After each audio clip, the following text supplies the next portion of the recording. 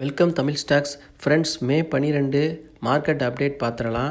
அப்புறம் டாடா ஸ்டீலோட ரிசல்ட் வந்திருக்கு, அதையும் பார்த்துடலாம். சென்செக்ஸ் வந்து 2975 புள்ளி அதிகரித்து 82,429 இருக்குது. கிட்டத்தட்ட 3.4% அதிகரிச்சிருக்கு.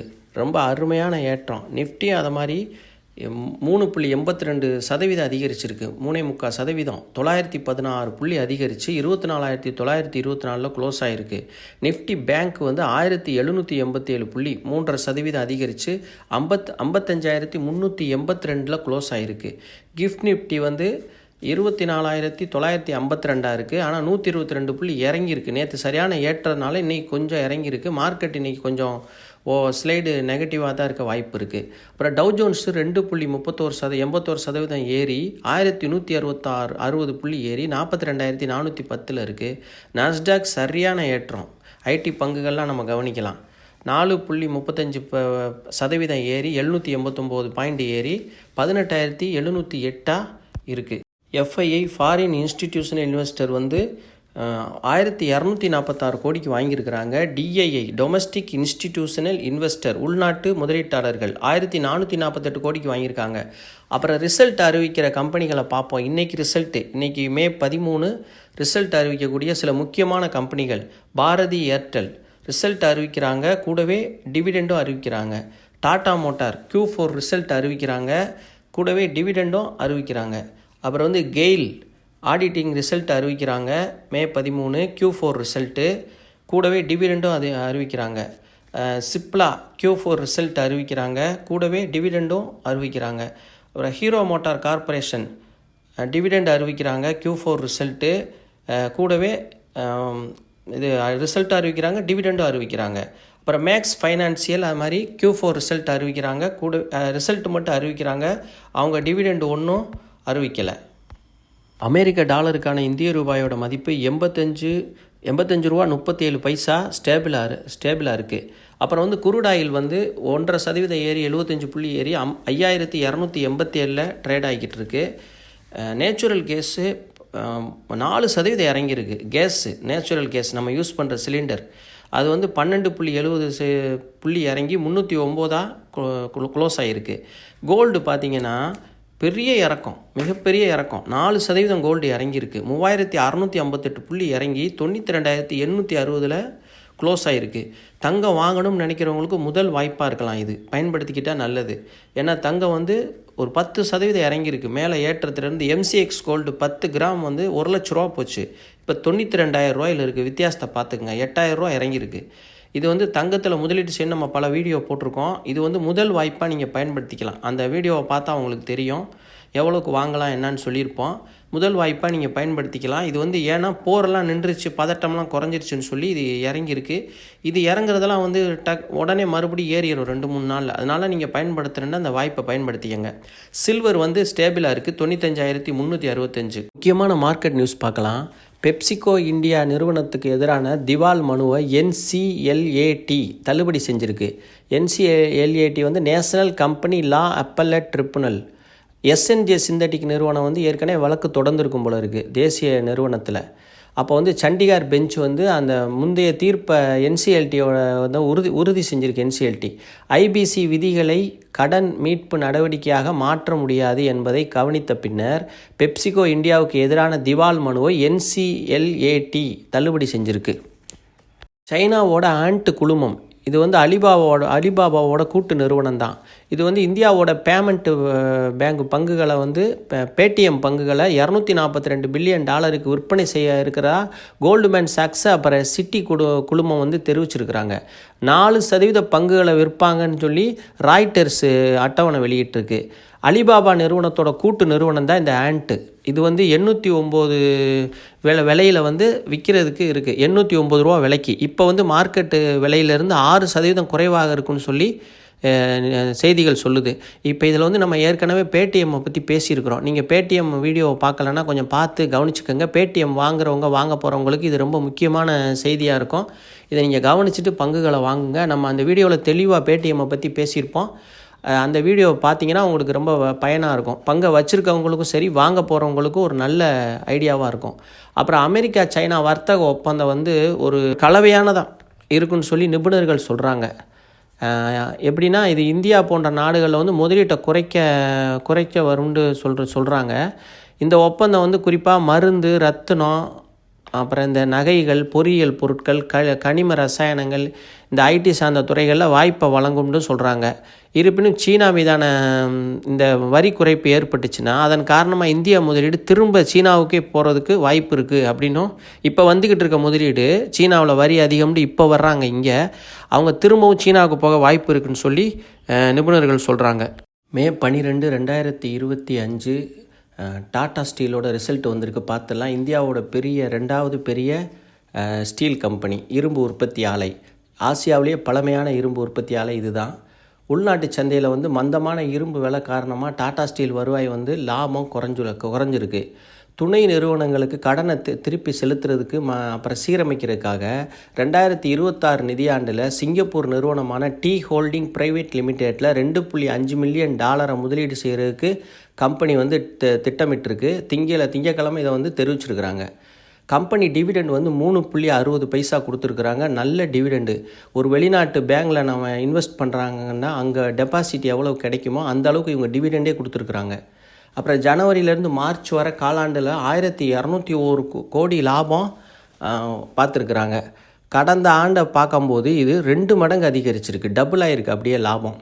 நெதர்லாந்து அப்புறம் இங்கிலாந்தில் ஏற்பட்ட இழப்புகள் இந்தியாவில் நிறுவனத்தை வந்து லாபகரமான செயல்பாட்டு கொண்டு போகிறதுக்கு வழி செஞ்சுருக்கு. அப்புறம் வந்து டாடா ஸ்டீலில் இந்தியாவில் தனித்தனி செயல்பாடு வந்து 3141 கோடி லாபத்தை பதிவு செஞ்சுருக்கு. இரும்பு விலை குறைஞ்சதன் காரணமாக ஒரு வருஷத்துக்கு முன்பு இதே காலாண்டில் ஒப்பிடும்போது 19% லாபம் வந்து ட்ராப் ஆகிருக்கு, அதாவது குறைஞ்சிருக்கு. இந்த காலாண்டில் வந்து மொத்த வருவாய் வந்து 4% குறைஞ்சிருக்கு. மொத்த வருவாய் ஒரு ஆண்டில் 56,218 கோடியாக இருக்குது. EBITDA mean earning before interest, taxes, depreciation and amortization. இது வந்து என்னென்னா தேய்மானம் அப்புறம் கடன் தொகைக்கு முன்னாடி உள்ள வருவாய். தேய்மானம், கடன் தொகை. இப்போது நம்ம எக்ஸாம்பிளுக்கு சொல்லணும்னா ஒரு கம்பெனிக்கு ஒரு வேன் வாங்குகிறோம். நம்ம வாங்கின இந்த வருஷம் ஒரு 1 லட்ச ரூபாய்க்கு வாங்கியிருக்கோம். அடுத்த வருஷம் இது 1 லட்ச ரூபாய்க்கு வராது. அப்போ வந்து தேய்மானம் ஆகும். அப்போ ஒரு 90,000 வச்சுக்கலாம். அப்படி குறைச்சிக்கிட்டே வருவாங்க. அதுதான் தேய்மானம். அந்த தேய்மானத்துக்கு முந்தைய வருவாய் தான் இந்த எபிட்டா.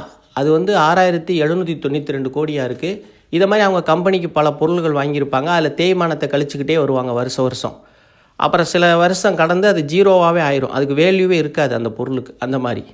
அப்புறம் 2025 நிதியாண்டில் டாடா ஸ்டீலுக்கு முக்கியமான செயல்பாடு நல்ல முன்னேற்றம் இருக்கிறதா தலைமை செயல்முறை அதிகாரி டிவி நரேந்திரன் சொல்லியிருக்கிறாரு. இந்த நிதியாண்டில் வந்து ஒரிசாவில் வந்து கலிங்க நகரில் ரொம்ப பெரிய இரும்பு வெப்ப ஆலையை இயக்கியிருக்காங்க. இங்கிலாந்தில் உள்ள 2 வெப்ப உலைகளை வந்து நீக்கிட்டாங்க. நெதர்லாந்தில் உற்பத்தி குறிப்பிடத்தக்க முன்னேற்றத்தை அடைஞ்சிருக்கு. இந்தியாவில் காலாண்டு விற்பனை 5% அதிகரிச்சிருக்கு. சுமார் $21 மில்லியன் இருக்குது. இதுவரைக்கும் இல்லாத அளவுக்கு உயர்ந்திருக்கு அது. அப்புறம் இங்கிலாந்தோட செயல்பாடு வந்து டேல்பாட் போர்ட்டில் வந்து பதப்படுத்துறதுனால செலவுகள் வந்து குறைஞ்சிருக்கு. அதாவது இரும்பை பதப்படுத்துறதுனால. சென்ற வருஷத்தில் பார்த்தீங்கன்னா இங்கிலாந்தில் 388 கோடி நஷ்டம் இருந்துச்சு. இப்போ வந்து 873 கோடி நஷ்டமாக உயர்ந்திருக்கு. பார்த்துக்கோங்க, நஷ்டம் உயர்ந்திருக்கு. இதை நீங்கள் குறிச்சுக்கிறணும். அப்புறம் வந்து என்னென்னா இது நெதர்லாந்தில் வந்து பராமரிப்பு காரணமாக உள்ளே தொடர்ந்து நிறுத்தப்பட்டிருக்கு ரொம்ப நாள். அப்படி நிறுத்தினதுனால என்ன ஆயிருக்குன்னா உற்பத்தி ரொம்ப பாதிச்சிருக்கு. இப்போ மறுபடியும் அது செயல்பட தொடங்கியிருக்கதா கம்பெனி சொல்லியிருக்காங்க. டச்சோட செயல்பாடு வந்து 294 கோடியிலேருந்து லாஸ் 124 கோடியாக குறைஞ்சிருக்கு. லாபம் இல்லை, லாஸு. 294 கோடி நஷ்டத்துலேருந்து 124 கோடியாக குறைஞ்சிருக்கு டச்சில். அப்புறம் வெளிநாட்டில் இதில் வந்து நம்ம முக்கியமான விஷயம் கவனிக்கிறோம். இப்போ இவ்வளோ நேரம் ரிசல்ட்டு பார்த்துட்டோம். முக்கியமான விஷயம் இதில் நம்ம கவனிக்கணும்னு சொன்னால் வெளிநாடுகளில் தொடர்ந்து நஷ்டப்பட்டுக்கிட்டு வர்றாங்க. நீங்கள் பார்த்துருப்பீங்க. இங்கிலாந்தாக இருக்கட்டும், டச்சாக இருக்கட்டும், யூகேவாக இருக்கட்டும், எல்லாமே தொடர்ந்து நஷ்டத்திலே தான் இருக்கிறாங்க. நஷ்டம் குறைஞ்சிருக்கு, சில இதில் கூடியிருக்கு. வெளிநாடுகளில் அதிகமான நஷ்டத்தை தொடர்ந்து செய்கிறது இவங்களுக்கு ஒரு வீக்னஸாக பார்க்கப்படுது. அப்புறம் இந்தியாவில் உற்பத்தியை அதிகப்படுத்தியிருக்கிறாங்க. இந்தியாவில் உங்களுக்கு உற்பத்தி அதிகப்படுத்துறது லாபங்கள் வர ஆரம்பிச்சிருக்கு. ஆனால் இந்த காலாண்டில் பார்க்கும்போது நல்ல லாபம் வந்திருக்கு. இது காலாண்டில் இயர் ஆன் இயர் பார்க்கும்போது கொஞ்சம் இதாக தான் இருக்குது, நஷ்டமாக தான் இருக்குது. இந்தியாவில் உற்பத்தி அதிகப்படுத்துனது ஒரு நல்ல விஷயந்தான். உள்நாட்டு சந்தையில் வந்து இப்போ மந்தமாக இருக்குது வியாபாரம். விலை வந்து இரும்பு விலை வந்து மந்தமாக இருக்கிறதுனால கொஞ்சம் வியாபாரத்தில் பின்னடைவாக தான் இருக்குது. அப்புறம் இந்த ஸ்டாக்கை பொறுத்தவரையில் நீங்கள் வந்து இப்போ ஸ்டாக்கோட விஷயம் பார்த்தீங்கன்னா ஹை 184, லோ 122 ரூபா வரைக்கும் கீழே போயிருக்கு. க்ளோஸ் ஆனது நேற்று மண்டே வந்து 151 ரூபாய்க்கு க்ளோஸ் ஆகிருக்கு.